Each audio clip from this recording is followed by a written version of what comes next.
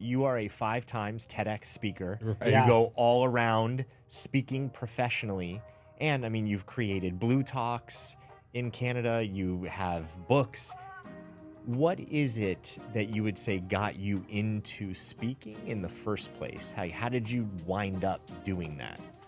So this is a story I've shared many times, and sometimes I like bringing new stories into the mix, but I will say the story because I think it's important. Is I get tricked into it performing stand-up comedy one night. I won't take us down this much of a path, but I'll tell you I was battling hypochondria and generalized anxiety for 4 years at that point. How bad did it get? I call vitamin P, which is purpose and passion. When you find that, when I say it's a vitamin you can't buy in the store, but when you take it, it changes everything. I don't believe you can jump from, most people can't jump from nothing, I don't have meaning, to now I have purpose. I think there's a gateway, which is finding a passion and starting to pursue that passion, and eventually the purpose reveals itself. Well, I think people too think, I don't have the energy to do both. I'm already working, what have you. The irony is that if you go do that thing you're passionate about, it'll give you more energy. It fuels the other thing. Yeah.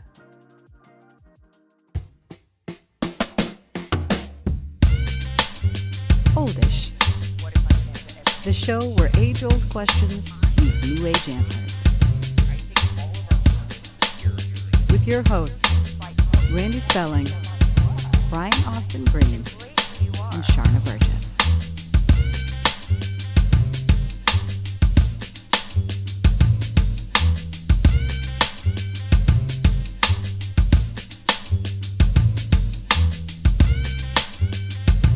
Corey Poirier, welcome to Oldish. Thank you so much, Randy. And you just pronounced my name, as I said off air, better than me. And you even did a better job this time. So I was nervous. I was sweating a little bit over that one. all right, Okay, so let's call it like we see it first, because people are going to notice it right away. You're Canadian. Indeed, yes, indeed. Where in Canada do you live? I always have to say it in reference to Nova Scotia because Okay. nobody ever knows. So I'll say Prince Edward Island. Prince and Edward people say, Island. where in Rhode Island do you They live? have good muscles there. Fantastic. Yeah, so I get hit with Rhode Island. born Point and Island. raised there. Yes. And it's about 3 hours east of Nova Scotia for those. A boat, you see? Yeah, Oh, yeah. So you got people it. hear the little things and they go, wait, is he Canadian? Now you know. You don't have to guess on your own. Yeah. Grew up in a tiny little island that I always describe. It's like Hawaii 6-7 months a year, and it's like Alaska 4 or 5 months a year. Really? Yeah. So it's that extreme. Yeah, like I know it's different Fahrenheit, Celsius, but we're like, we can get minus 38. What? Yeah. Fahrenheit? No, Celsius. Celsius. So that is... I don't even know the conversion. I Still, just know that's it's cold. Yeah. That's cold. Oh, yeah. Yeah, it's real cold. So that's extreme. Yeah. So you have both extremes. Yeah. Yeah. Interesting. Not by choice. Okay. Like Of course not by choice. my wife continually tries to talk me into moving to California, like probably every third day. Does she really? Yeah, she loves it here. So what holds you there? Yeah. Yeah. What does hold you in that weather and that, because that's a lifestyle choice. That is like, I always say to people when they're like, oh, the seasons in California and you don't get them. And like my view is always like, well, we have seasons. We just kind of skip the shitty ones. So it's like, it's pretty temperate all the time. Like it doesn't dip below this or go above this. And your thinking probably is, I'm okay with that. Like I'm okay if we don't get all the seasons. I'm full. totally okay with that. Yeah, I don't want to be snowed in, and I'm good. I'm not with you. I like fine. seasons. I love seasons. So let's just agree to disagree. So what holds you there? For me, and this is where sometimes it's tough because I get why I shouldn't hold on for this reason, but my mother, I'm an only child. My mother's an only child, and we have 2 kids now, which she never thought ever that she would have grandchildren. I mean, I waited till we talked earlier about this, 42. Yeah. And there was no sign I was going to have kids. And so now that I have them, I just feel somewhat guilty if I were to move full time that far be away. like, hey, I'm glad I get you. You have grandkids now. See ya. Like we'll see you once a year. Yeah. I get it. I understand I that. totally get that. And Shelly's 2 parents are gone now. And my father lives there, but I never see him. So he's not really in their life. So my mom's like their last thing. And when they lost their papa, like 9 months later, my son still can't say papa. He literally says to my wife, your dad. Like I'm using your dad's phone. And so just the thought of us leaving and my mom now not seeing him, to him it'd be like losing her. So that's kind of the only main thing that's holding me right now. So was that just a devastating experience for him then? Yeah, I just think Yeah. for her and him, Yeah. like it would kill her or crush her if we were that far away. And also I think the other side is I get to travel so much that I still get the best of both worlds. Like I'm on the road a week and a half, 2 weeks every month, all year round. So I get to experience all the places anyway and still got that connection to home. But Shelly has struggled with a couple things. One, and she'd be open to me saying this. One, it's her wanting to move just in general because of the weather. But the reason she wants to move because of the weather, she has seasonal depression. Oh, yeah. And so when it's gray and cold, she goes through bouts of depression. So for her, if she was here, like this trip, she's like happy the whole She's time. feeling good. Yeah.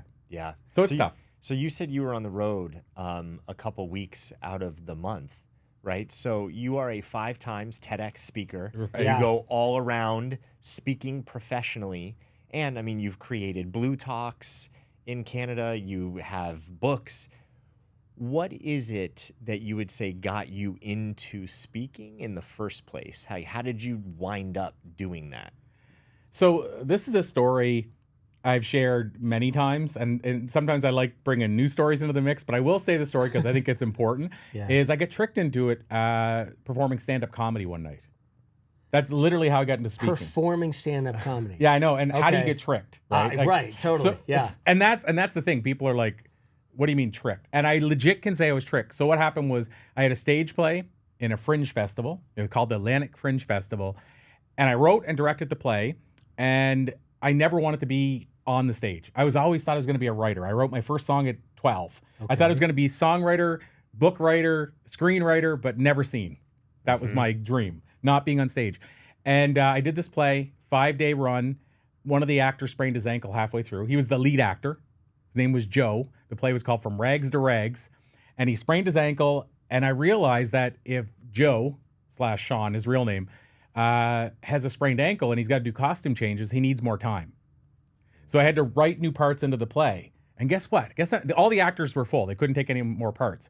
Guess who else knows the lines to the play? The only other person that knows it is the writer-director who doesn't want to be on stage. So what I did was I dressed myself up in a Hulk Hogan t-shirt and a wig, and I walked out. Wait, in an actual Hulk Hogan t-shirt? Or Not like the yellow one he ripped open. Right, okay. But like one that said right. Hulk Hogan. That on was it. the Okay. tank top. Yeah, Yeah, I didn't. That would have been better. The That would have been Hulkamania shirt. That would have Yeah. been epic if I went out there and tried Yeah. to rip the shirt Yeah. open. But no, just a regular like wrestling shirt, Okay. Hulk Hogan shirt, and a wig. And I wasn't even looking at the audience, and the sweat was coming down. Like that's how terrified I was. And I had 2 parts, and I remember one was a busker. The main character was a busker, and I was like a audience member. And I remember by heart I wrote, I don't know why I wrote this line, and it's kind of ironic. I told you guys I seen Bob Dylan last night. Well, the line I wrote was the guy would keep going up to him and say, "Play more Dylan," and then throw pennies at him to the busker. That was the character that I wrote in, and I was that character. And so because I was that character, but because I didn't want to be on stage, I fulfilled my obligations. But as soon as I was done, I went to one of the actors, another actor, and said, "How do you think I could get over this in case this happens again?" And he said, "I don't know if this is the answer, but I'm going to a stand-up comedy workshop at the local university. Want to come with me? It's a 2-week workshop." And I said, "That sounds horrible." Right, no thanks. And I said, "Sure, I'm in." I went the opposite route. My thinking was this: I don't have to get on stage just because I go to a workshop. I can just go to the workshop and learn how to write, because that's what I wanted to do. But I went for 2 weeks, and the third week it was supposed to be done, but the third week he said, the guy who's running it said, "Let's fill a club with people and let's bring in some comics and then we'll study them like a clinic and learn from them." And so we went to the show. It's about 5 minutes to 8. We go to, his name was Guy. We said, "Guy, where are the comics? Does anybody else beside me see where this is going?" He turned to us and said, "What do you mean? You guys are the comics." So we found out with 5 minutes I would notice, be mortified. no material, not told to have material. But yeah. And his thinking you're was- on and go. And his thinking was, Trial by the fire. people that are, That's yeah, exactly. Tough love right there. Yeah, 15 people, 8 walked out the front door. I've never seen them again in my life. I went to the bathroom to try to find the Really? exit window. Like, they were gone. Just never said a word. See ya. And I went to the bathroom and I'm like, okay, I got to find a way out. And I looked for a window, and the bathroom had the seals windows, almost like jail. Yeah. And I was like, can't leave this way. Now I got to walk it in front of people. And I went out and I was standing against the bar and I was like, I'm going to leave. And then I had this weird vision. I've never had a vision in my life until that point. I had a vision of me as an older dude sitting on the stage, or looking at the stage, watching these younger people perform and saying that was going to be me one night. I should have done it. And the regret was worse than going on the stage. So that's how I say I got tricked into performing stand-up comedy. And how did it go? Yeah, Horrible. I was just gonna say, Horrible. you just bombed. Yeah, I mean, I jokingly now say the second joke, I think I saw a tumbleweed go by the stage. But honestly, I went on the stage, told a joke. And my jokes, by the way, what I did was I just moved across the country. And I've been telling my friends these stories. And I thought, these are funny stories. So I'm going to try these. And what I found from comedy and found out about comedy is your story that you tell a friend, it doesn't work the same way on a stage. And so I tried to tell the story / joke and nothing. And then I jumped into a second joke because I figured I've already done the work. I'm up here. And more dead silence. And that's when I jokingly say, I think a tumbleweed went by the stage. Finally, guy that got us into this mess calls me over, gives me a schmuck in the back of the head, and he says, you idiot. What are you doing it there? We haven't even turned the mic on yet to start the show. Oh. That was my start. Wait, so how the fuck did that lead to what it speaking is you do now? Being professionally. a motivational speaker and I don't. Please connect those dots for Yeah, me because I don't get it. I can connect the dots quicker than that whole story, but that story probably had to set the tone for when I say how I get started. That's truly what happened.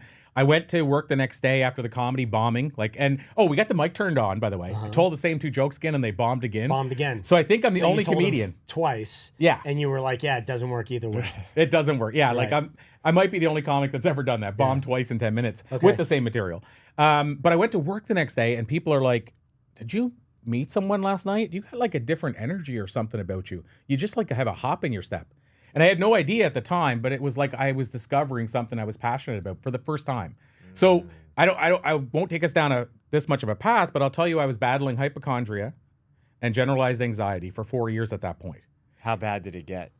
The hypochondria? Because it was worse than the anxiety. The anxiety was just I was anxious all the time and couldn't sleep and stuff. The hypochondria, and I'll get back to how, because I want to connect the dots. Okay, yeah. But how the hypochondria started was I was in a doctor's office one day for something that was routine, and I picked up a magazine and I started reading about Michael J. Fox being diagnosed with Parkinson's at a young age.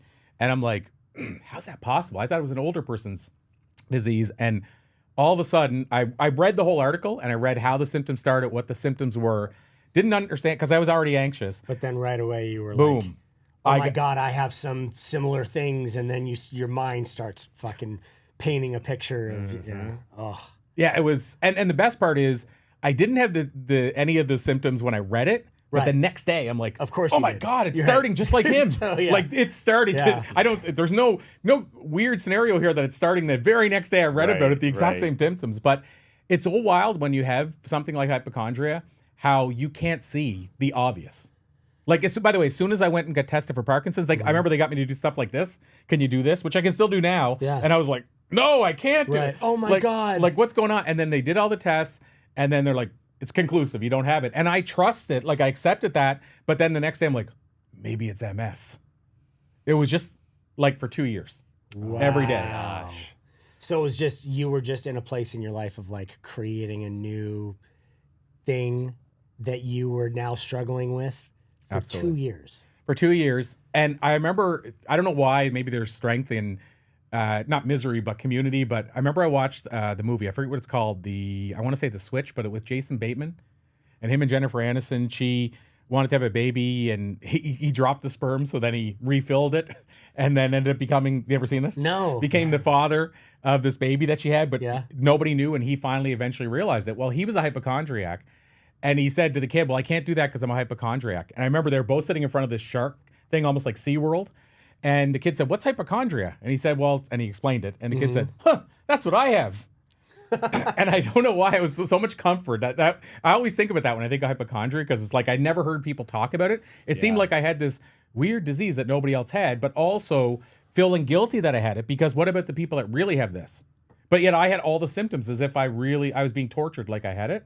But the reason I brought that up with relation to the comedy is because I went to work that next day and I felt like something's changed.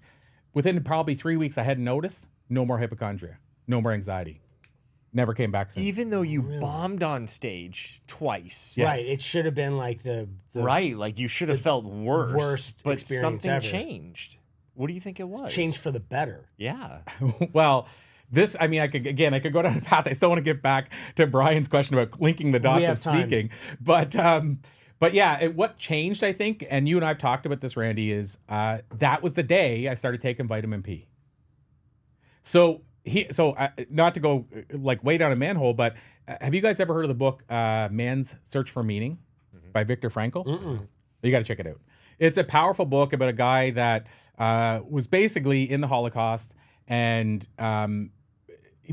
everybody almost that was there with him died, and he lived, survived. He was a psychiatrist beforehand and after, and what he discovered is the reason that he made it is because he had meaning and purpose in his life. So then he started working with his patients afterward around that, and he didn't have to do talk therapy anymore. Didn't prescribe. It was all helping them find meaning in their life. So to me, I call vitamin P, which is purpose and passion. When you find that, when I say it's a vitamin you can't buy in the store, but when you take it, it changes everything. And so I feel what happened is I found what Viktor Frankl had that allowed him to survive in the Holocaust, which was meaning and a purpose. And I think it started with comedy. I'm not going to say that like it was like day one. Like I don't believe you can jump from, most people can't jump from nothing. I don't have meaning to now I have purpose. I think there's a gateway, which is finding a passion and starting to pursue that passion, and eventually the purpose reveals itself. So I think what happened with the hypochondria is I started finding something that gave me meaning. And I know that sounds simple, and it's like, I don't want to blow it off and say like it's a cure or anything, because I'm not a doctor. Yeah. But I will say there's a lot of actually research to back it up. There's the blue zones you may have both heard about on Netflix. Yeah. The blue zones back up the fact. Actually, in the blue zones. So let's explain what the blue yeah. zones are so people know what that is. Yeah, so there's basically they found, I think it's 5, there's probably more now, but this guy named Dan Buettner was commissioned by by National Geographic to go and look at these places where people were living abnormally long. You know, like Over life hundreds. Yeah. They're called centenarians. Yeah, exactly. Into hundreds. And I think the oldest or the longest living one, I think it's in Okinawa, and their average life expectancy is 90 something. Average. So like what's that, 20 years more than the normal average? And so they wanted to figure out what they were doing. Now, that's a whole discussion around the fact that they actually weren't doing anything specific, meaning they weren't going, I'm going to do this because it'll make me live longer. They were literally living a type of life that allows you to live longer. They live in communities, drink tea every day, always moving, gardening. Like it was what they were doing. But the fascinating part is the only one thing that overlaps between what he found of the 9 traits of the happiest people and the 9 traits of the longest living people is they live on purpose. So this goes back to that purpose thing. So Viktor Frankl found in studying people as a psychiatrist that made the difference. The blue zones have found that. And then Ikigai, which is it's a meaning in Japan, which is kind of like finding what you were called to do. They did that same study, and they studied the oldest living people in Japan as well, and they discovered the same thing. So I guess why I say this is I say I'm not a doctor. I can't prove it, but I've interviewed thousands, as you know, people asking about purpose. I've learned it myself, and those are 3 examples of studies that have kind of backed this up. So I do believe there's something to when you find what you're called to do, it's like taking vitamin P. Absolutely. But now, so you bomb on stage, Right. right? Right. Let's go back to that story. Yeah. Then you go to work the next day, and you feel different. Yes. How then do you start on the road of what it is you do now? Like what at the end of that day when you were thinking about it, what was the next step that you took of like, God, I want to investigate this a little more and figure out what it is? Because I think that can be the sticking point for a lot of people. Like you feel something's different and you feel like there's a change, but then you're like, now what do I do? Right. Like now what's the next step to take? And then I think people miss that step, and then they can easily fall back into waiting for that moment again, that light bulb to happen, that flash where it's like, oh, this is take action. So what was that thing for you? And what was it that pushed you to continue to do it? Because it's amazing to sit here with you now, knowing that is how it started. It's like, wow, that's a huge jump.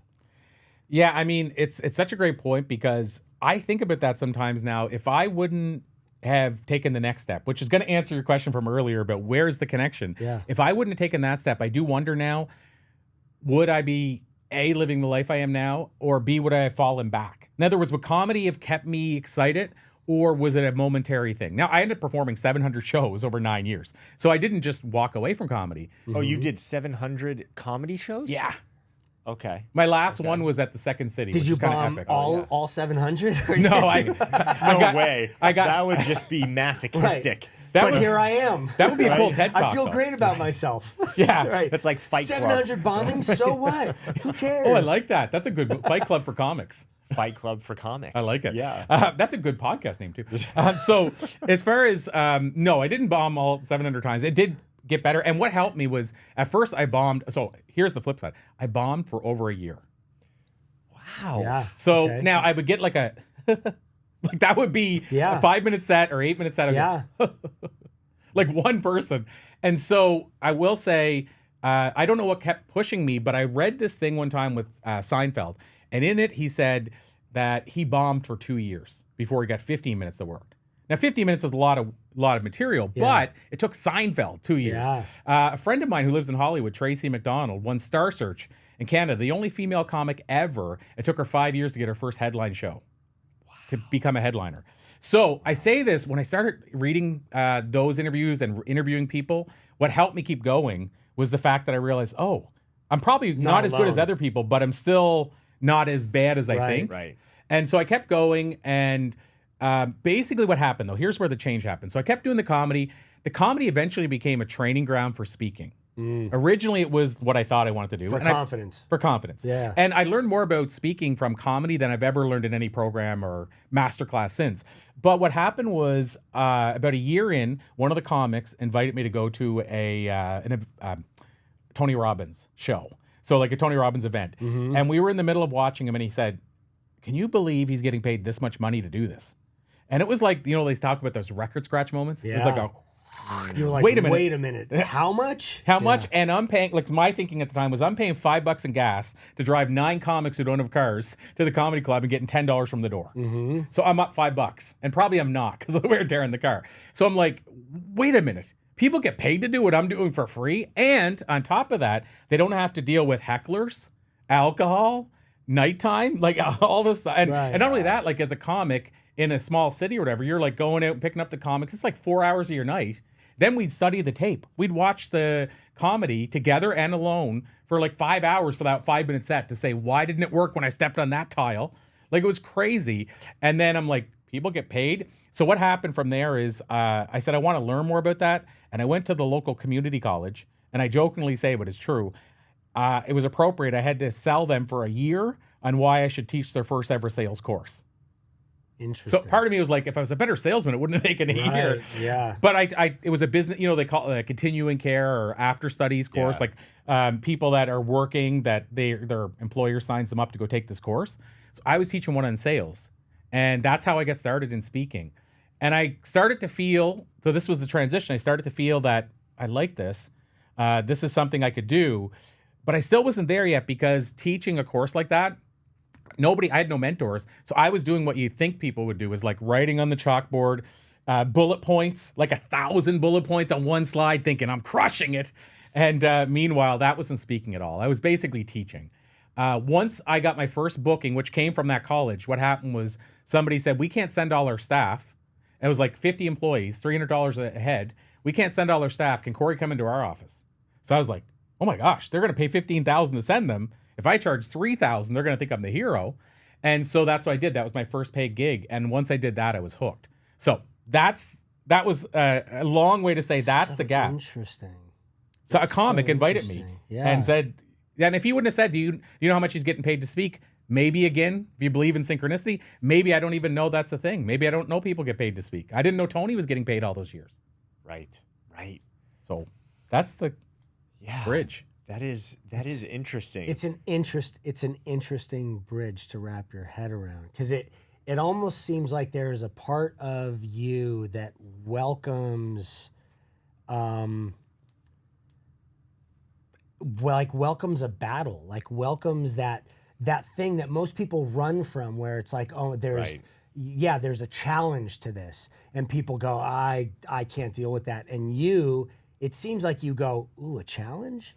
Cool, let's do this. Like I'll suck at something for a year and a half, 2 years. Like I will do what I'm not comfortable doing until I get comfortable doing it. Did it ever make you feel alive? I mean, saying what you're saying, I'm wondering, because I'm flashing back to hypochondria and anxiety and being so uncomfortable on stage. You said you wanted to leave. You were trying to find the exit in the bathroom, sweat pouring down. Yet you did this and you bombed twice. And then the next day, people could see a difference in you. And it does feel like that Fight Club moment where he gets punched in the face, he gets beat up. And he feels alive. But he feels alive. Yeah. Was there something in there where you felt something different in your body and you survived and it was hard and you were like, I'm still here. I'm feeling good. Was there any connection there? I think there was, but at the time I didn't see it. Meaning, like, I think there was inside of me, it was like, I can't believe I just did that. Oh my gosh, that's like, what am I thinking? And like, I just bombed horribly. How could I ever face anybody again? And at the same time, was there also an excitement that came with that? Of like, I want to feel the rush of that again. Yeah. I thought, so yes, there was. And I think at the time I thought, I'm chasing that one laugh once. Now, here's what I found out since. It's like my golf game. I would hit like a ball great one time, and then you spend the rest of your time chasing that, that swing and that feeling. But I'll tell you one thing comics get even whenever they bomb horribly like I was doing and the train wreck. I didn't clue in this at the time, but people would come up and say it afterwards. And they would say stuff like, now this is kind of funny. They would say, thanks for helping me forget about my day. but basically you're saying because you were such a train wreck. Yeah. But there's something I think on a Thanks for level. showing me that life is way worse than my day was. I feel better because you feel worse. that side. But what I also recognize is they weren't thinking about their bills. They weren't thinking about the crappy day. Like I was getting them out of their head because they were laughing at me, not with me, at me. Right. But I will say it's kind of funny. It's a weird moment to remember. But I remember this one moment I was like, does this mean I've made it or I should walk away? But there was this article in the local newspaper. Yeah. And it was like the arts newspaper called The Coast. And they had an article about it. And they... The article, our group was called the Comedy Dogs, and it was DAWGS. So of course so it epic. was. Right. Yeah. And it said, wait, what decade was this? Yeah, well, and actually, it shouldn't have been that because it was like the 2000s. It was really a bad time. But it said Comedy Dogs are doggone terrible. Was the title of the article. And but the funny part was you were like, look, Ma, I made it. No, it was worse than that because they only picked on a couple of comics that are like, we had a big crew and they like a troupe that we would on certain nights we'd have like 12 comics in a night. And so we'd have different people and they only singled out maybe 3, but I think 2. I still have this article. I should actually post it somewhere. But it said one comic, I shouldn't even share this, nervously talked about pubic hair for 5 minutes. Seriously, dude, it wasn't funny. Oh no. That's awesome. And I don't like. I think I said one joke about soap and how come you can't get that hair off. It was something related to that. And then but just in his became mind, it was like 5 minutes about pubic hair. But I love like to me when I read that. So your point about the excitement of it, I'm like, does this mean I've made it? They picked me out of the 10 or 12 horrible comics and singled my joke out. Wait, so now okay. Now I really need you to connect the dots. Of how we're getting further away than you went from this. Yeah. Now it's like B is way up here, C's down here. Bring it back around. Right. Yeah. There's no straight line anymore. Like I expect to see like a puppy dog face or something at the end of all this. So how did all of this lead to what you like the confidence that you have now of being in front of people and truly enjoying helping people and helping them connect these dots in their life that they're having such trouble connecting? Through talking, teaching people how to talk, how to design a talk, was it the Tony Robbins experience? What was the thing? Was that the moment for you where you were like, ooh, there's like that rings true to me on some level? Like how How? How? I get that. And also, have you ever heard of the 10,000 hour rule? Yeah. Outliers. No. Okay, you have to check that out too. Okay. It's a book by Malcolm Gladwell kind of made it famous. It was around before him, but it's a book called Outliers, depending. Outliers. Outliers. I think. Outliers. Outliers. So it's one of those things. And in the book, he talks about the 10,000 hour rule, and they've studied, like for example, the Beatles. I went to Liverpool recently. I actually got a John Lennon tattoo in Liverpool, and I was there. Oh wait, is that 10,000 hours to become a master? Yes. or Yeah. something? Yes. Okay, I have heard that. Yeah. Yeah, so As you were talking about, you 10,000 said hours. the Beatles. I was like, oh, okay, yeah. Yeah, 'cause- If you do something for that amount of time, they say that's the amount of time it takes to truly master something. Absolutely. And I was talking to Pete Best, the original drummer, his nephew, and he was telling me that the big word around town is the Beatles were mediocre at best when they left for Hamburg, and they went there and played 8 days a week, according to their song, but they played 2 shows a day. They came back 2 years later. They were the best band in history. And it's because they put in the time. So here's the unsexy answer to your question, Brian. It's that I put in the reps. So I did those shows. I mentioned 700 shows. Well, I didn't get comfortable early on. When you said, what was it that clicked and made you comfortable? Well, it wasn't. What made me comfortable was being uncomfortable. And it took a while to get there. But basically, there was something that was pulling me to keep doing it. I think part of it's because I was recognizing that it was creating an impact for people. And then the one good thing is when I started out in speaking, I did get better somewhat quick. Like it took maybe a year before I was a solid speaker. But honestly, I think it was those reps. So like going to all those comedy shows, performing and bombing and realizing why I was bombing. Right. Because it's easier to deliver in a corporate setting than it is on this comedy stage.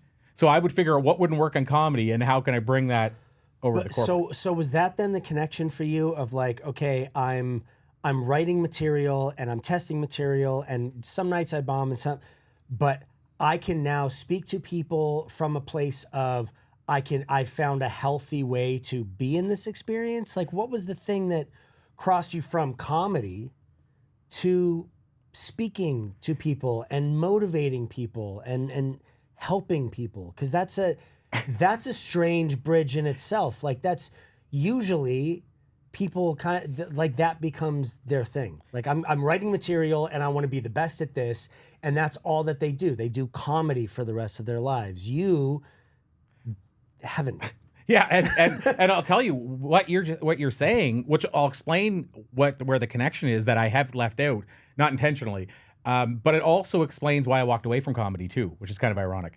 But what the bridge is that I was in business at the same time. So I was in sales. I was selling photocopiers for a living. Anybody want me to get you a job doing that? Selling, like trying to convince a person why the yellow, unsexy thing in the corner they never look at needs to be replaced with a whiter one. Right. That's what I did for a living. Okay. So I was doing that in the business world, in sales, at the same time as I was doing comedy. So what I had that most people probably didn't at the time is I had a business background and a comedy background. So I can say that almost without exception, every comic that I started with, by the way, that night of 7 staying, 6 are still performing comedy full-time now. Like those numbers are insane. So maybe he did the right thing, but none of them transitioned into corporate speaking. Like nobody that I actually performed with over the years that I know of has ever transitioned to corporate speaking. So it's a good question, because if nobody's done it, it's not the norm. Right. But I think what made me different was that I had that business background. So my early talks were about customer service, and my approach to it was how to get a standing ovation from every customer. And I would focus on how do the Rolling Stones, how do Prince get standing ovations? What are the 4 or 5 things they do that you can then take to a financial service provider or a Staples big box store? Got it. So you were a public speaker more in that realm of like companies would be like, oh, you're so good at what you're doing. Please speak about it in front of other people and help motivate them. And then you were like, I can motivate people in a much better way than how to sell a fucking printer or something that's sitting in the corner. Absolutely. Yeah. I know. It took a long time to get that. There we go. There it is. You There see? we go. Okay. Do you want to know how that related though to me leaving comedy? Of course I do. Because Totally. What you said, you summed it up in a nutshell, and I didn't get that at the time, which is that people don't view comics the same as they view quote unquote a motivational speaker or a business speaker. So what happened was I was doing both, juggling them, and the comedy was getting me some gigs. What happened was I started foolishly doing corporate comedy and music. I'm a musician, so I was playing music. So I was going, and some people would pay me less than I was getting as a speaker, but like $1,500 as a comic, the guy that used to get $5 from the door to do corporate comedy. And it seemed like a dream at the time.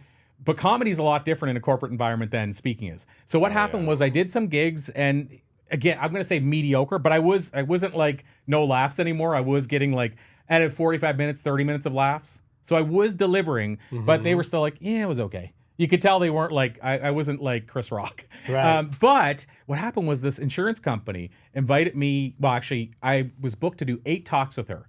And that's pretty lucrative back then. 8 separate talks over a course of, say, 3 months. And I won't say her name, but basically she liked me a lot, and she knew I was doing comedy and music. And she said, Corey, our entertainer canceled. Can you fill in? And they want me to speak as the keynote and also comedy. And then she said, you know what? It'd be great if you played music when they're walking to the door. So what happened was... You're a one-man band. Yeah. As people in the entertainment business, you can see what's wrong with that picture. Yeah. I at the time, like, yeah, I'll help out. Right. I can do all 3. I can do that. Sure. So I'm at the front door playing, my original music, but also maybe like... How many roads must the man... Well, I wasn't singing Bob Dylan, but, I'm at the door playing. I'm like, hey, how's it going? And then as soon as the last word walked in, guitar throw the guitar down, and then all of a sudden... really quick. Yeah, change clothes, run up to the front of the stage. Karate like, hey. belt, all of a sudden you're like teaching board breaking. Yeah. So how about those grapes? Like then I'm doing comedy for like 45 minutes, and then they do something, break and all the stuff, and then they're like, okay, now our keynote speaker.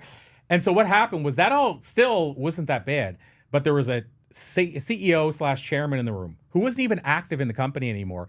There were 250 people. People were coming up later and saying, loved your comedy. I love that joke. And by this point, I was pretty seasoned as a comic. Oh, I love that. Oh, I loved your music. And I incorporated music where I would do like parodies of songs and stuff. Oh, I loved all that. And then she reached out to me a couple days later and said, the chairman didn't like one of your jokes. He won't tell me which one, but he's decided that we're canceling your bookings.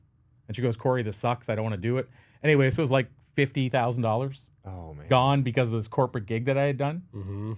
And the joke that he cringed on, I can tell it. This joke is not even that dirty, so it surprised me that's the joke. But I still remember it. I said, how many people here have ever gone on a blind date or met somebody online and went on a date? And then I'd say, I went on one recently, and I'll tell you why I had to end the date. Halfway through the date, she touched me and said, I'm not sure if you've ever met anybody like this, but I have a thing called scurvy. And so my head's like, scurvy? How does somebody have scurvy in, this century and what have you? And then, so she told me how she got it. She said she was eating a steady diet of gummy bears and popcorn. And I said, yeah, but how did you know you had scurvy? And she said, well, I noticed one of my toenails had turned color, and I touched it and it fell off. So I realized I had to break up with this girl because I realized the last thing she touched turned color and fell off. And that's just not a risk I'm prepared to take. That was the joke that got me canceled. That got me canceled. Wow. Before cancel culture, that got me canceled. So stupid. Wow. I saw it, but I saw him go, like he made this face at that joke. They were really upset. He was. Wow. But the rest of the audience loved it. They're like, I loved your scurvy girl joke. Wow. So to your point about not making the connection, that was the day I said, comedy's done, I guess. Because I have to choose one, and speaking was more of my passion. And you can impact people in a different way as a speaker if you're already doing it. Yeah. It's just a different gig altogether, and you can actually get paid. you're not starving week to week. Right. So tell us more about vitamin P, because I think this is so important for people to understand, when you talk more about meaning and purpose and passion and what a significant role it plays in your life. You've interviewed, thousands of people, hundreds of thought leaders. What is this all about? Well, it goes back to what I was saying earlier, that I've discovered that these people live on purpose. So one of the things that I used to speak on often was, what are the common traits of the top thought leaders? So in other words, I would study thought leaders and say, what do I notice that they share? And the most common trait by a mile was that they've discovered their purpose and they live every day on purpose. And so in discovering that, I started really diving deeper and studying it. And I noticed, again, they take what I call vitamin P, but they wake up every day and say, I have a purpose and this is what it is, and I'm excited to do it. Now, how they do that's different. Some write goals, some write affirmations, some say, here's what my day is going to look like. At the end of the day, here's what my day looks like. And I think some just wake up and go, okay, let's do it.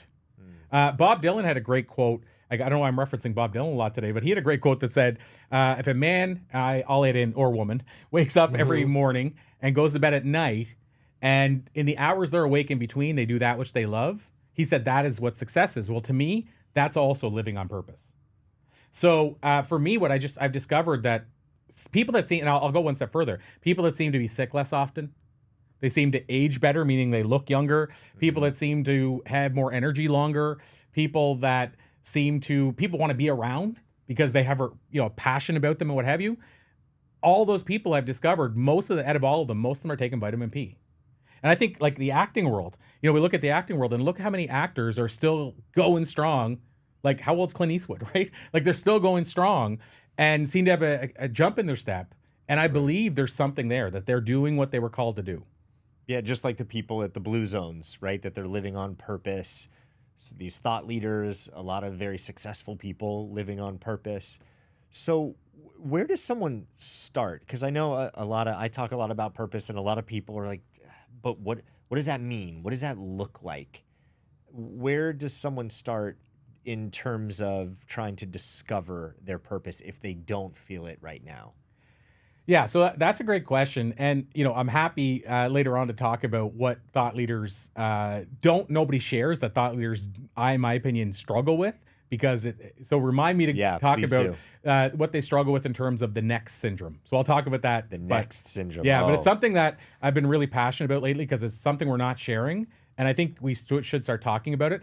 But as far as finding passion, so purpose and passion, you hear that I use them interchangeably. But to me, purpose is why you're doing it. Passion is what you're doing.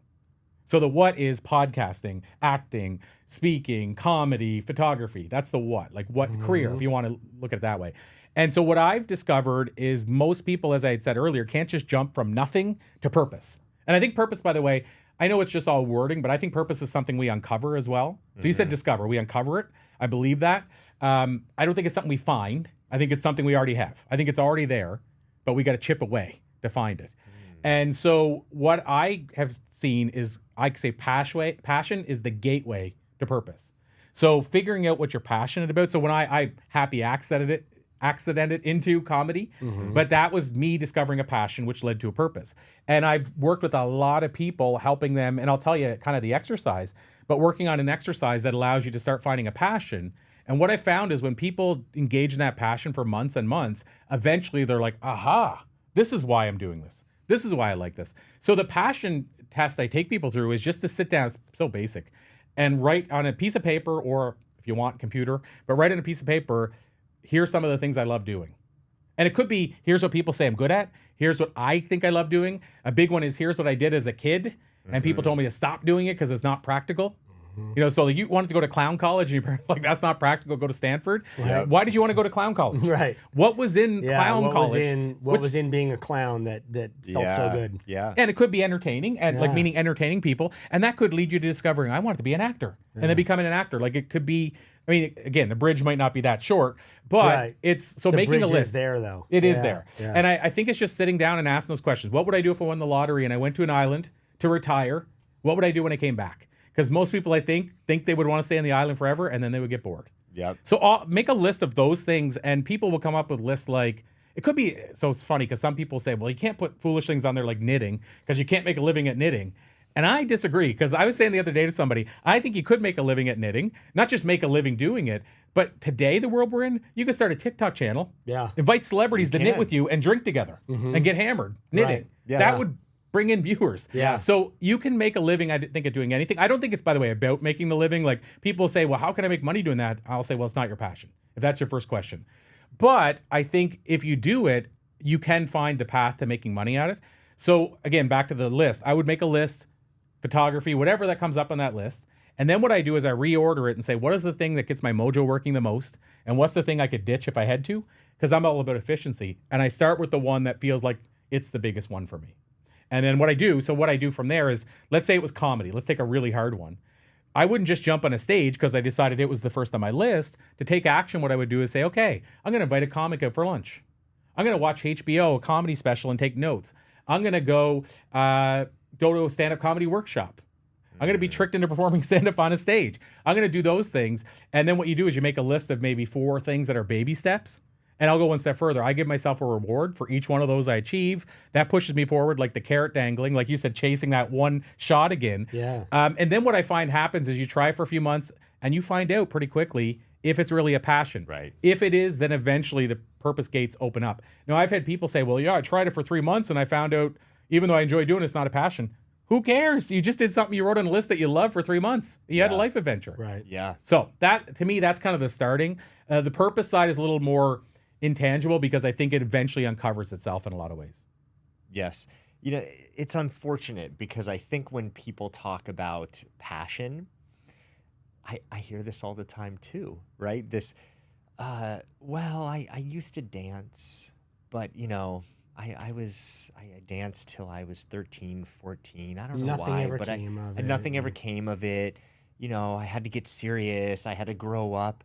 But when it comes to passion, it's not always about making it a career. Like you said, it's not always about being successful or making money. I mean, I see it with clients. So go dance. Right. If you haven't done it, if it's something that lights you up, if it makes Right. you happy, go do it.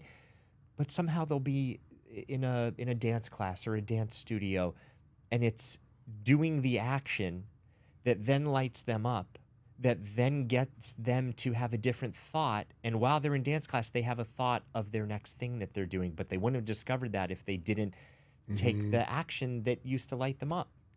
Well, I mean, I'll flip the switch and ask you, Okay. Brian, in the acting side. Yeah. There must have been people along the way that said, this is a foolish path. I shouldn't say there must have been, but I'm curious if there was people along the way that said, honestly, no. no. But you started so I started young, so young. that I you was had 9 some when I success. started. And you had support from your parents. I had tons of support from That's my a huge parents. thing. I had tons of support from the people that were around me. So yeah, luckily I wasn't discouraged because I've spoken about this before. It took, a good solid year and a half of just constant no's and no's and no's and it not working before I finally hit a yes. And then I was like, oh, that's how you hit a yes. And that was at age 9 you were experiencing those no's? I was at 9. Yeah. So it wasn't until like 10 and a half that I finally booked.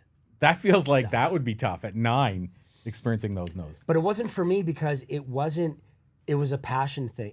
I didn't have that sense at the time of like, this has got to be a career. This has got to be Right. the money I I have to have be to in 9, make right? it. This has got to be the thing that works or I'm fucked. Like, how am I going to pay the rent? How am I going I didn't have that pressure on me. So That's kind of a blessing at that age, right? was a I'm total so blessing. happy you just shared that though, because if people could look at things like that more, I'm passionate. I really want to do it. I don't even care if I get no's. Let me just see how far this goes. Yeah. As adults, more people look at that. Oh, I don't want to do this because it's not going to work out. It's not going to be successful. Therefore, I don't even want to do I think people don't realize that you can have more than one thing that fills the bucket for Yes. you. It's like, okay, this is the thing that I'm doing right now because I make money doing this. And so it's allowing me to live and survive. But then I can also have this passion thing and it doesn't need to hold the same weight right now.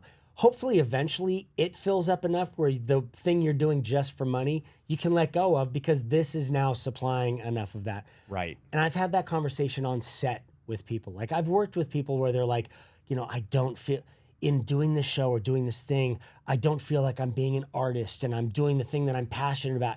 And I constantly have to say to them, listen, this thing, buy your fucking house with it. Like, live with this. And then go be an artist and be passionate on your downtime Right. from this. Yep.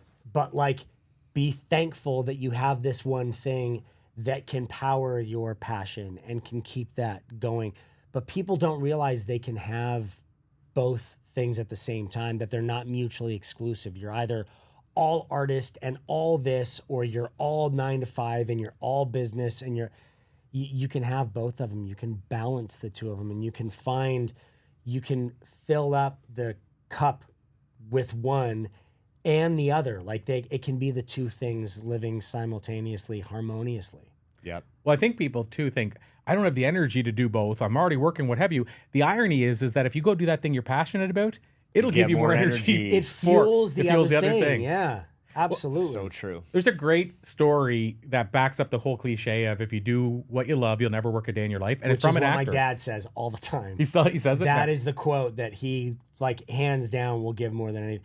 If you do something you love, you'll never work a day in your life. And I was always like, I didn't get it at first, but now it's like, it's true. When I'm on a set, I can be there for 15 hours out of a day, but I love doing it. And I can't wait to wake up the next morning and go back to doing it some more. Like, as tired as I am and as tough as it is, I love it. I love doing it. Well, it's funny because the story I was going to share is about this guy named, you may or may not know, but John Dunsworth was his name, his real name. He passed away a couple of years ago, but he was an actor on the show Trailer Park Boys. You guys heard of Trailer Park Boys? It's yeah. like these I have not. guys in a trailer Yeah. park that just go crazy. I did and hear about that. smoke Yeah. pot and drink, and it's just like a crazy show about people in a trailer park that's filmed like a reality show, even though it isn't. But this character, his name was Mr. Leahy, was the name of his character, and he just drank all the time. Kind of ironic. You go out for for a lunch or supper or what have you, and everybody comes over to buy him a rum and coke, and he doesn't drink. So if you go hang out with him, everybody like at the table gets free drinks Yeah. because he goes like this as soon as the people leave. But John Dunsworth told me this story one time. He was on the set of a show called Haven on the Sci-Fi Network, and he was working, and they had a bunch of teenagers this one day for whatever reason.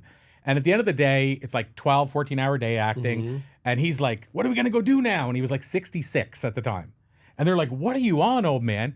And he goes, let me tell you a story, kids. And basically he talked about how he's been an actor for 45 years. And he said, honestly, he said, I've never worked a day of those 45 years. So the cool part about what he said was, how would I get tired? Because what you define as work, I've never done it. I don't even know what that is. Right. And he said, so every day I do what I love and I'm never ever physically working. How could I get tired? That's why I have all kinds of energy. And I thought, to me, that was the perfect story to define you never work a day in your life. It's amazing. Yeah. Yeah. It's true. So I'm going to flip it to you, Randy, as far as, because I'm thinking that I can see the kind of the opposite scenario. You shared with me recently in an interview how you, there was kind of an encouragement for you to go down the path of acting. Did you have the opposite scenario where it was like, what are you thinking not going down the acting path? I feel like you would get that. I remember the best was I was moving to Portland, Oregon, and it was the last time I was going to this pet store to buy dog food for my dog.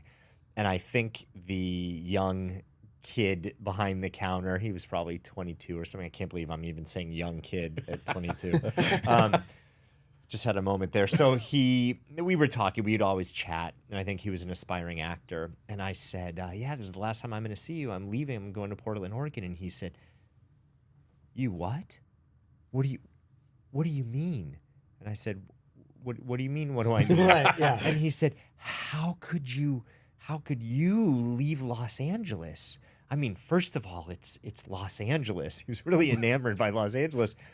But also, I think because of my background and being born in Hollywood, he couldn't compute that I would leave Hollywood. And that's the first time I was like, whoa, that's weird. And I think there were some people that saw a natural progression that knew, oh, this is fitting for you being a life coach and, moving away. But for other people, it was a really big shock. Like, wow, why are you giving up this I don't know, like this thing that you were born into? What most people would consider a dream. Right. And like, man, you're living everybody's dream. Why would you want to and give probably in a way like, oh, it's so easy. Why would you give up something easy to Right. go and, become a life coach and, Right, and probably essentially not start over. succeed or struggle or Right, start over. yeah. And this is the honest to God truth. I didn't know if I was going to succeed. I didn't look at it as I need to be the next Tony Robbins. I didn't have that vision in my mind. I just knew that I took entertainment at the time as far as I could take it. And what I got from it at that point wasn't feeding me. In fact, it was draining me. Yeah.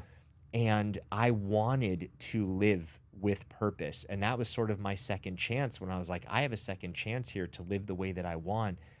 And my guiding light was I want to feel purposeful, and that was making a difference. Acting in was people's never lives. your passion. Like that wasn't. I don't think you wouldn't get to the end of a day, and because you've talked about it before, like it was never the connection with people that you were really Right. needing in your life and feeling like fulfilled by. So I would assume then you'd get to the end of a day and you'd be exhausted. And you'd be like, man, this is not filling me up. It's not giving me enough. Yeah, it's interesting that you say that. There was a period of time where I absolutely loved it, and I'd be excited to go back the next day. It felt creative, easy.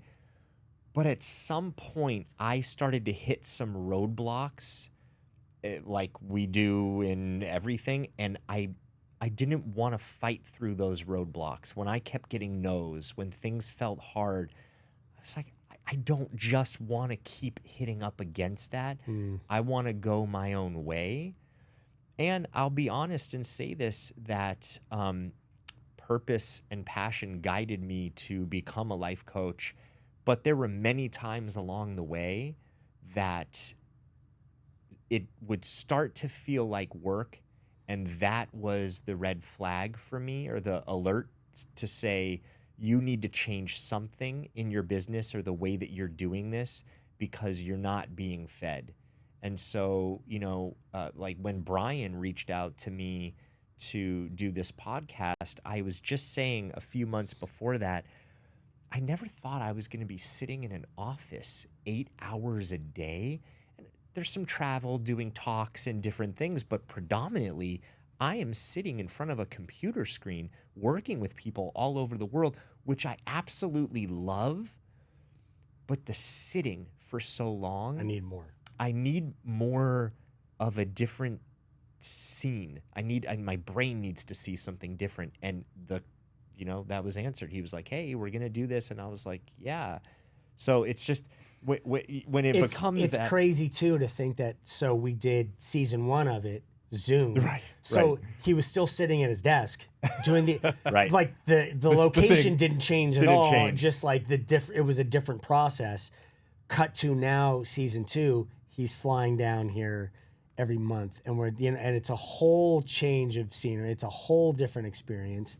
It's amazing how the situation evolved to fit Right. what it is you needed from it in the beginning without asking for it. You never pitched in the beginning like, hey, can we do this differently because I'd like to be able to travel a little bit more. Like it just naturally progressed that way. Yeah. Yeah.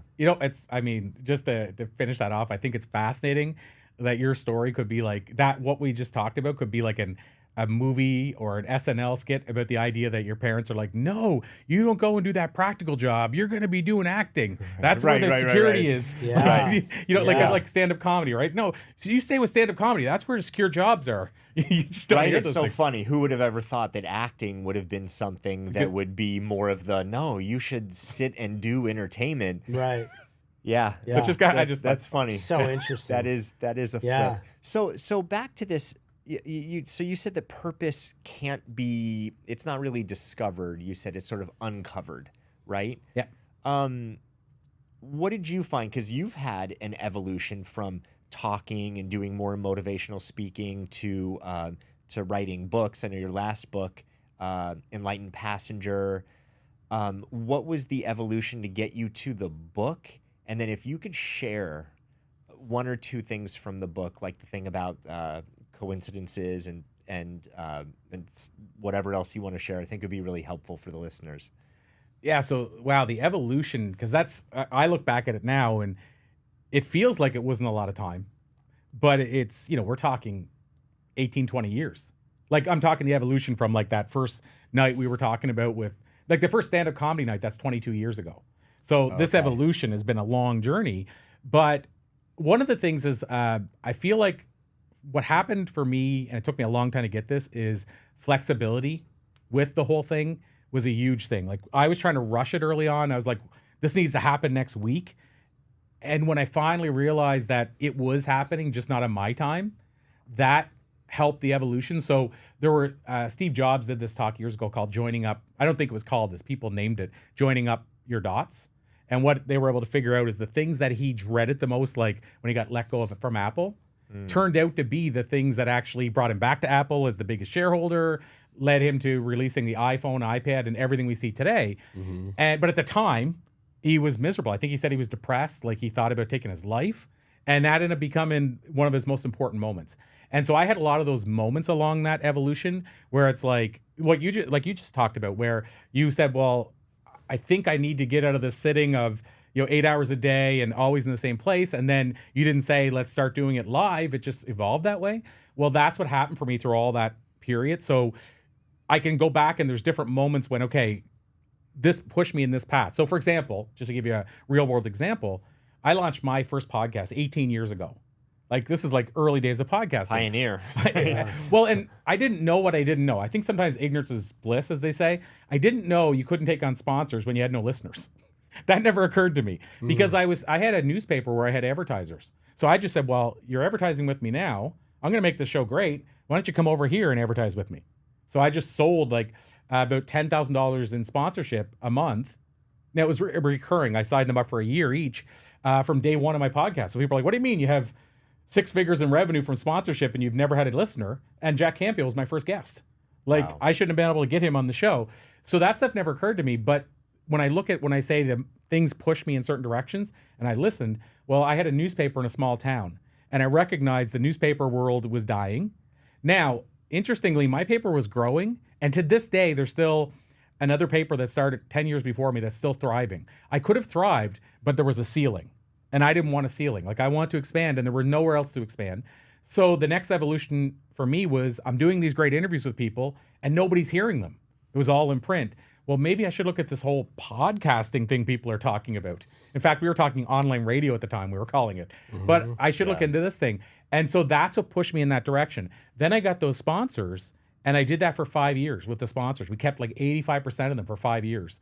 And then one day I'm like, I don't like this because our show was an hour and a half, 7 guests, but we pre-recorded. It wasn't live. Pre-recorded. We'd have like comics, like we'd have a 5-minute comedy break, music break. Like it was like a variety show. Wow. And I had a producer I was paying every month. And so all these things were involved in it. And so when I really looked at it seriously as a speaker, I can go out and do a booking or two and pay for this whole thing. Why am I managing sponsors? And then on top of that, I had to book the sponsors on the show sometimes as guests. I had to they'd be like, I didn't like this episode or this segment. So then I'd have to worry about that in the future. So I eventually said, I'm stripping it all down. I'm going to one guest a show, have a person I know that can produce it, get rid of the sponsors. I wind it down, fulfilled all the agreements. But what I'm getting at is at some point I realized the universe said to me, no more sponsors, no more 75,000 guests an episode. Like you need to change this. And I did. And so that was where I think the evolution came as one thing kept leading me to another.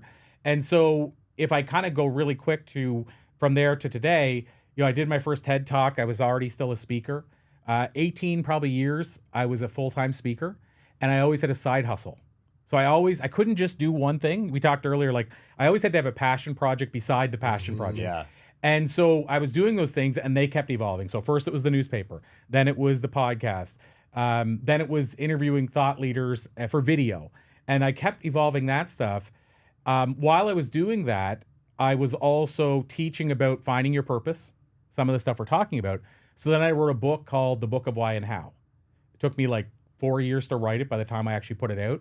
And that opened up a whole new gate of things because in the book I was talking about getting outside your comfort zone, finding your why. One big one for me was how to do all this stuff, impact lives, and still be able to sleep at night. Because that was a struggle. I saw a lot of people that were like posting the Facebook ad, hey, I can get you this Ferrari that they don't even own. They're taking a picture of it in somebody's yard and then posting it. And so I was like, I don't want any of that kind of stuff. So I basically kept evolving, teaching people in those different areas, interviewing all these thought leaders and learning from them. And then what happened was I started speaking on what I was learning about what these thought leaders do differently. And I was still doing the podcast. And eventually that started leaning into the work I ended up doing with individuals, with the book writing and everything around helping people. So 2 things I do now is helping people share their message. So on stages, on platforms, in books. And then the other side is my own stuff, which was how do I help people? You talked about the book. How do I help people realize that synchronicity is a real thing? How do I help people understand that when I've interviewed these thought leaders, this is a harsh thing to learn, but most of them say no way more than the average person. How do I show people this in a delicate way and teach this? So I know that's trying to condense a lot of stuff into one thing, but it was really just everything led to the next thing.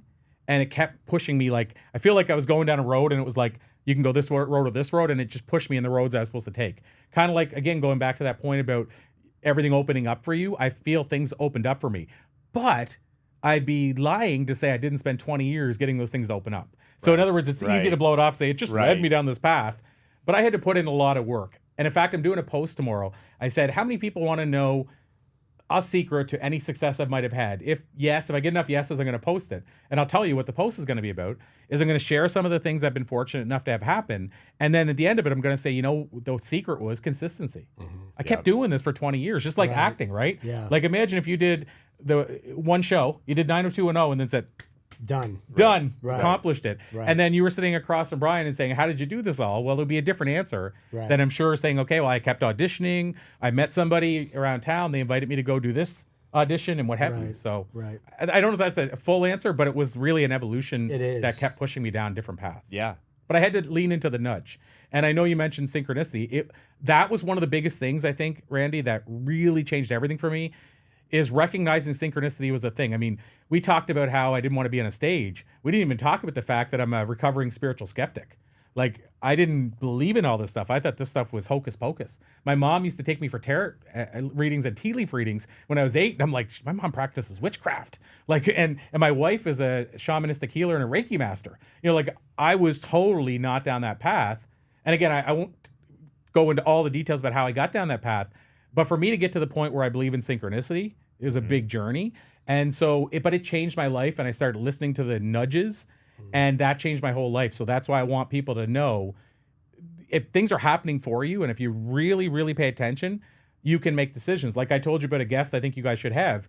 And I won't say his name because I don't want people to go after him and get him to connect them with these people. But I did an interview with him. Well, the interview happened because I was supposed to interview somebody else in Miami, a UFC fighter. He gave me the wrong address. Then he said, no worries, champ, I'll wait here for you. It was going to be an hour and a half later.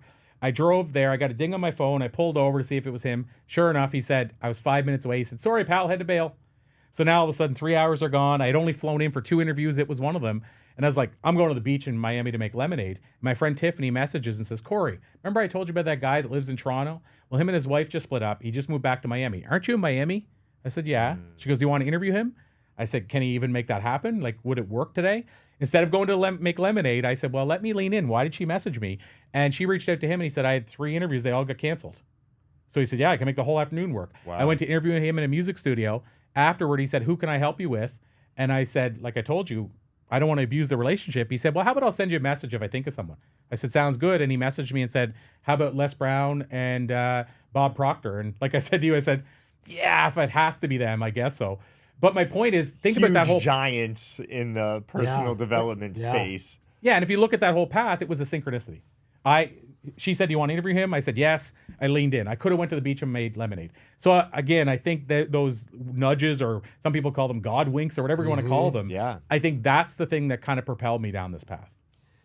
Fascinating. I've been in a place recently where it's like, I really try and say yes to as many things as I possibly can. Like if the time works out, and it's like, just say yes, because you never know what the actual purpose of that situation is.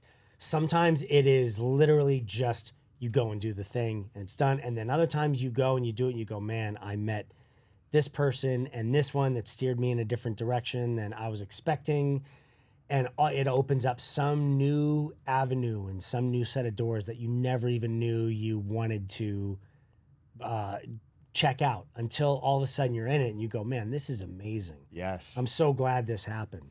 Yeah, but you have to be willing to say yes to you things. have to be willing to say yes, and the yeses are so important as door openers, getting out of your comfort zone, moving past things that you might avoid. And on the flip side, I think no's are just as important, because so many people have trouble saying no. Sure. That they don't realize, I'm going to hurt someone's feelings, I'm going to let them down. But if they're really truthful with themselves, no, I don't want to go to that party tonight. Or no, I just can't be there for you on that day. But what happens is saying that no to someone allows them to then reach out to someone else. Maybe it's someone they haven't connected with, and they reconnect and they get something totally different that they need. So it's like, it's not only helps you, but it it's helps. being conscious and living with purpose in those moments. Going, Yes. okay, what is, like, really stepping back for a second and going, okay, so normally I would say no to this because it seems like it's more work than I'm used to putting in. So yeah, I'm absolutely going to say yes to this. And then the things where you just guiltily kind of say yes to instead step back and go, I don't want to go do that. Like, Right. This isn't, like you said, I don't want to go to this party. Like, I don't want to have to get dressed and get ready for, like, it's just like my gut is telling me this is not something that I should or need to be doing. And then you say no to those things, and it's just as it's finding a different balance of yes and no. Mm-hmm. You, like, realizing I'm going to step out of my comfort zone and I'm going to say yes to the things I normally say no to because it just seems like more work than I'm willing to put in. And then I'm going to say no to the things I normally say yes to because I'm going to step out of that realm of worrying about what other people are going to think of it. And I'm going to do these things for myself. It's finding the purpose in those answers. Yeah, exactly. Yeah, and I think that's a confusion sometimes when I talk about the power of no. I'm not saying don't say yes. It's, Right. You're like, not it's your saying, point. Right. You're not saying just try saying no to everything. Right. It's like, it's not, Right. it's not a not as blanket. simple as that. It's not a blanket no. Right. It's basically, and you know, Randy, from the book, I talk about writing a mission statement. Well, the mission statement could simply be, I want to be the guy who does these 5 things. That's what I do. And I look at those 5 things and then I decide no or yes based on Yeah. that. So I still say Exactly. yes a lot. Yes isn't the movie Yes Man. It's not Right, just right. literally saying Yeah. yes to everything that's asked of you. You know, It's a good point, and it's important for people to understand that, because I think sometimes people it's hear that having, and they're it's, like, it's say finding yes to the everything. purpose behind saying yes and no to things, and steering your life in a certain direction, in a direction that it hasn't, like, classically been on up until that point, but being willing to fucking shake it up a little bit and go, okay, you know what? I'm going to try some new things. Yes. I'm going to experience some new things, because you never know what's going to come out of those. Yep. I heard a great Richard Branson quote. I mean, who knows these quotes sometimes if it's really him, but that's where I heard the quote came from. And he said, say yes to everything that I love doing, and then figure out how to do it later. And I love the distinction good of that one. I love doing. Yeah, That's a to good me one. the difference maker. That's a really good one. Ooh. Okay, we're gonna go to the after show. Okay. One question that I wanted to ask you that I think will be really helpful for people. There's a lot of people listening that feel strongly, that have a message, that want to make an impact, that they want to write a book. They want to do a project. They want to help people in some way. What would you say to that person who has a message? What would you want them to know, since you help people with talks and messages and projects? What would you say? Well, this is tough because I'm on 2 trains of thought here. On one side, I do believe everybody has a story, and even everybody has a story that somebody needs to hear. But this is the part to it. If you're not the perfect messenger for that story, then you probably need somebody to help you dial in that message. Find the messenger, or figure Or out a become way the of- messenger, but figure out how to become. Right. Because that's a tough thing to say. It's because I don't want anybody to think they shouldn't share their story, but I do think there are times you can share your story and it gets lost because, for example, I won't say a name, but I know somebody in my life who's what I call a yellow personality, super social. And their story includes, like, and then he was wearing a purple shirt, and they get into all the weeds of the it, story. and they lose people. They lose people. And so figuring out what the core message of your story is, I think, is super important. And how to do that. I'll give one exercise of how people can do that. I used to struggle with oversharing, and I used to send emails. I remember this is the prime example when I sold those white photocopiers and sometimes yellow, because we sold used ones too. I had this branch manager, and I used to send him the email like this, asking for a lower price. You know, like the client, real situation where they want to buy 5 instead of 1. Of course, you're going to give them a better price. But I would give all the reasons, like, and then the secretary said this, and then their daughter went to this school. And, like, I would go through all this. And he would reply for a while. And eventually, this one day, he must have had too many emails from everybody. But he sent it out, and he included my name to make sure they knew it was me, and said, if anybody else sends me another email like this in the future, you're never getting a better price ever again. Wow. And I had to do some work. I had to realize I'm telling too much of the story. And he literally is like, just tell me what price they need or what price you think they need, why you think Lay they need it on me quick and then, simple, and then let me make the decision. And he was getting like 400 I emails a guess day. In order to do that, though, you really have to concentrate it and distill it down to what is the purpose? What is the essence? What do I want to leave people with? What do I want to share? And this is the exercise. So what I did to change that is I literally wrote out what I want to share with people for the next little while. And this is wild. And by the way, I had to do this for articles too, because you'll want to write an article and they'll say it needs to be 500 words. And you write it without looking at the word count and you're like, it's 1,200. Right. And you can actually, not always, but you can actually get that 1,200 word article to 500 words and still have it make it make sense and have more punch. Make more sense. Yeah, more sense and With have more less punch. words. Yeah. And so what I did was I would start writing it down and saying, what words can I remove and it all still makes sense? And that's what I started doing, my emails. And I would keep trimming away. And I would get the emails down to this from that. And he was like, thanks, Corey. This is so much easier. Just trimming the fat. Yeah. That reminds me of that quote. Was it Mark Twain that said, I would have written you a shorter letter if I had time? Yes, it was. I just heard that for the first time recently. In the last 6 months, I heard that. I love it because it's speaking to that. Yeah. So what happened though is I think it's like the muscle, like we talked about the 10,000 hour rule. Yeah. I think taking that exercise, if you try that, eventually you just automatically put in less words. Yeah. And you start getting to become a better storyteller. You start realizing like the simpler way of saying something and still being as effective. Yes, I have something to work on, Corey. All right. Game on. It's one of my biggest pet peeves is when I receive a bunch of emails from somebody and they're these like long books because I don't want to read through them all. I don't have time. It's like, listen, what do you need? Like, tell me I exactly often wonder what with you some want. of my text messages. I'm like, is that too long? We'll talk about it later. We'll talk about it. We'll talk about it. I still battle it sometimes. I'm not gonna lie. It's still a challenge, but I've worked on it. Let's get into after the show. Yeah, Corey. Thank you. Thank you all for watching, for listening. Go to oldishpodcast.com.